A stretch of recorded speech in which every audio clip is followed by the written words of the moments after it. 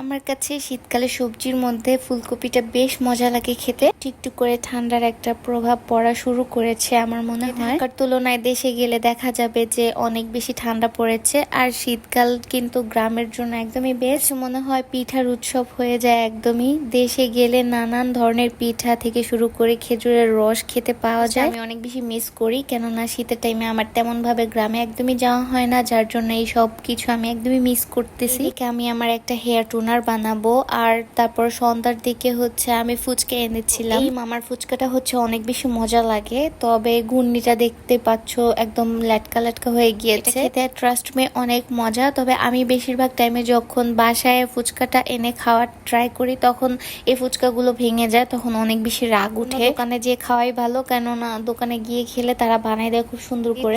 আমার কয়েকটা Sosa cousin আছে, ওরা এই ভিডিওটা দেখলে আমাকে অবশ্যই কমেন্ট করে বলবে যে ঢাকা থেকে আসার সময় এই চটপটি আর ফুচকাগুলো নিয়ে আইসো। চিন্তা করেন, আমি ঢাকা থেকে যাব, তাদের জন্য চটপটি আর ফুচকা নিয়ে যাব। প্রত্যেকবার এমন টাইপের কমেন্ট আমাকে গেলে করবেই। শীতে আমার অনেক বেশি ইচ্ছা আছে যাওয়ার জন্য, আর সাথে এবার বাবুও আছে ইনশাল্লাহ। তার বাবা তো তাকে একদমই যেতে দিতেই চায় না, খুবই বেশি মিস করে তাকে। পটায় পটায় তাকেও নিয়ে যেতে পারি কিনা শীতকালে। দেখলাম হচ্ছে পিঠা বানাইতেছে রাস্তার পাশে, তো ওইখান থেকে আমি পিঠা নিয়ে আসছিলাম। আর এই পিঠাটাও আমার বেশ ভালো লাগে। চান পিঠা আমার সবচাইতে বেশি ভালো লাগে। আমি রান্নাটা করে ফেলেছি, এখানে হচ্ছে ডাল ভুনা করেছিলাম, আর ধনিয়া পাতা দিলে এটার টেস্ট আরো অনেক বেশি বেড়ে যায়। আজকে ডালটা একটু মাখা মাখা টাইপের হবে, আর এই ডালটা আমার অনেক বেশি পছন্দ।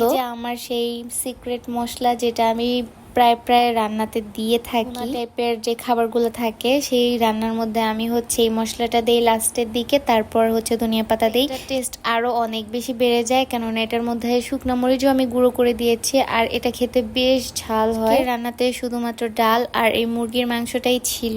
একদমই সিম্পল খাবার করেছিলাম, কেননা আমার জ্বর দুইটাই হচ্ছে ছিল, এর জন্য।